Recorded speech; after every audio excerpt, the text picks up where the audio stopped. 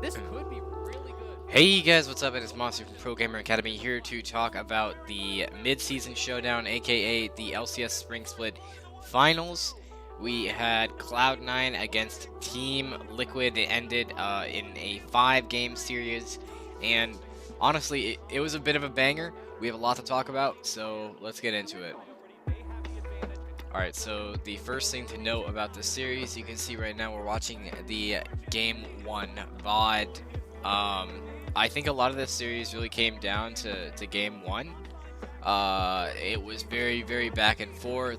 It was, this 48-minute game between TL and Cloud9. And we saw a lot of different looks from TL in this series. We saw in this game in particular, they opted for the Jensen Victor, and they ended up pulling it back later on in the series, even though they didn't have as much success.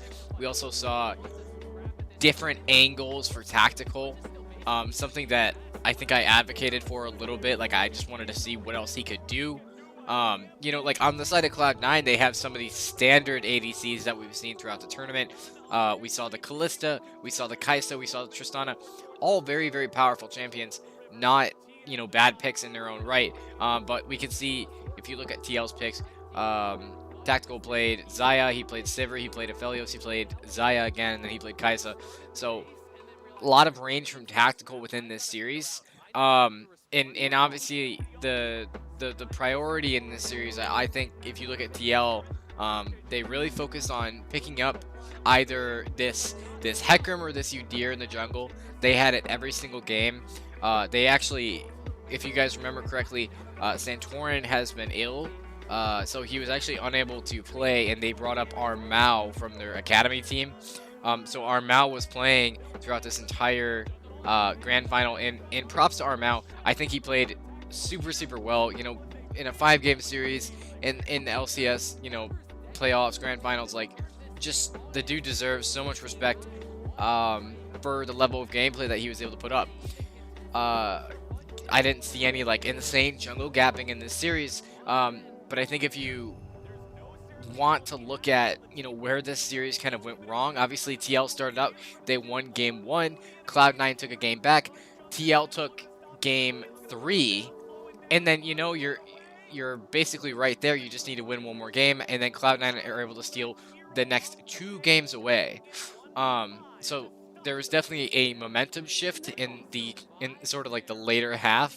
And sort of that seems to be a large part of that, I think, is on Perkz. I think Perkz played like playoff Perkz like everyone was expecting him to. And actually, I was dogging on Jensen in the last video. He hasn't really been showing up. But that being said, I think he played decently in game 1. I mean, he was a little quiet sort of the rest of the series, but not horrible. So going back to sort of where TL messed up here a little bit, I think if you look at the amount of priority picks that they were giving up in their drafting to sort of opt for some of these other champions, like they were able to get the Rel in 4 out of the 5 games on TL, so they were obviously putting a lot of priority onto it and onto CoreJJ's pick. But like game after game, they're giving up some of these really strong champions. Like obviously the Kalista Alistar is super strong, and they were able to actually, they gave it to Seraphine as well in game 1, but they were able to sort of get out the win there. So no problems with that. But then when you're giving up champions like the Kai'Sa 3 games in a row, the Tristana, the Alistar, I think probably needed to be kept in check a little bit more. The Alistar ended up just being such a powerful champion, and I feel like we knew this throughout the whole split.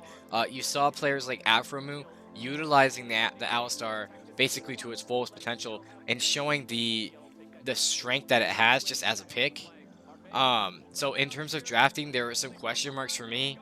Actually, I did like that Cloud9 showed so much versatility. They're in the top lane. They're going with this Renekton game 1. They're going with the Malphite game 2. And then it's Karma, Gragas, Sion. So a lot of different looks for Fudge. And all the credit to him because he ended up playing it very, very well.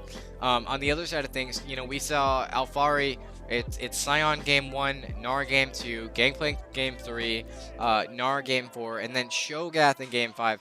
Like, the game 5 draft, just the Cho'Gath didn't look that great to me.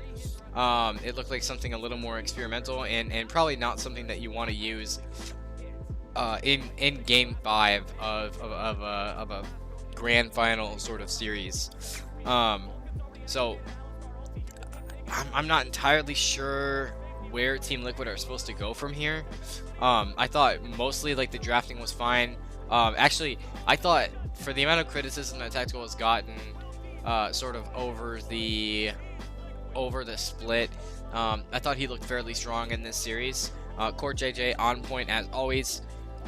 So Team Liquid, like, I don't have major complaints. I think that I favored Cloud9 coming into the series, and obviously, if you look at the last game, I mean, they were able to clean it up within 27 minutes, so it sort of feels like Cloud9, maybe TL gave them like this different look, and was drafting a little bit differently, sort of keeping them on their toes. They were able to squeak out that game 1 win, even though it was a very, very close. So Cloud9 was on the back foot a little bit, but obviously they were able to make their adjustments and sort of come out on top as the better team with these more well-rounded drafts, identifying these value picks like the Alistar, and it ends up working out extremely well for them. Obviously, they were able to pull out this win, win the spring split, the mid-season showdown, and it puts them into an amazing spot moving forward for MSI, which we should probably get to talking about here momentarily, because this is going to be sort of the new focus for the next couple weeks. We have the mid-season Invitational 2021 coming up. I believe the start date is, I'm looking at it right now, it is May 6th, and it ends on the 23rd. So we can talk about a couple of the teams that are coming up just momentarily. Obviously, so the participating teams, all the regions send their teams.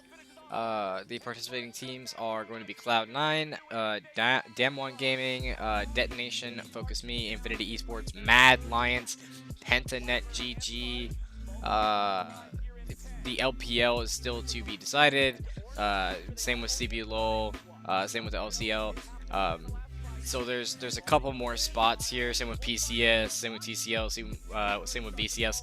So we have sort of the top half of the teams, but we're not entirely sure about the other half. That being said, we can sort of speculate on Cloud9 and where they're at, and maybe how they're going to perform. We actually can already see the groups, and we already can see the group that Cloud9 is going to be in. They have Damwon Gaming in their group, obviously the representative of the LCK. Kind of a scary team, a little bit worrisome. I don't think you have to worry about the LJL teams or the LLA teams, but I do think that if you're able to pick up, a win or two against Damwon Gaming in the group stage, like, it would go a long way. Like, I don't think NA fans, I mean, hopefully I'm not jinxing it, but I don't think NA fans have to really worry about getting out of group at all. But we'll see how things work out. There can be surprises, and there can definitely be upsets in these types of tournaments. That being said, we're gonna have to sort of wait a little bit and see. Maybe next week we'll have a little bit more information about the teams from the LPL, and some of these other leagues, because I mean, Mad Lions are obviously a very strong team. Damwon is obviously a very, very strong team, but the LPL is really one of the regions I've been looking at. They've had like this sort of miniature like dominance. I mean, even last year at Worlds, the LPL just looked scary. So whatever representative from the LPL is going to be a very strong contender to take MSI this year, obviously. So that is sort of the very miniature preview of the MSI Midseason Invitational 2021. As of now, it will be held, actually, I believe, in Iceland. I'm super excited for it, honestly. Like, I think it's going to be just amazing to watch sort of land again, and to see some more of these events, post COVID coming together. I'm really excited to see how NA can represent, or I guess how Cloud9 can represent NA on the world stage.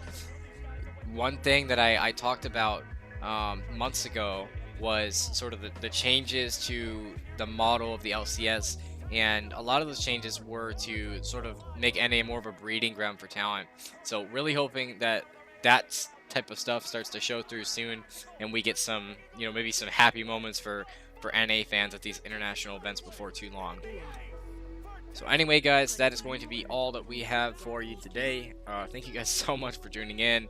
Hopefully you guys enjoyed watching the LCS finals, and looking forward to the summer split, looking forward to MSI, but just keep tuned into the channel. We're going to be making more content like this. It'll be coming your way, and we'll catch you in the next one.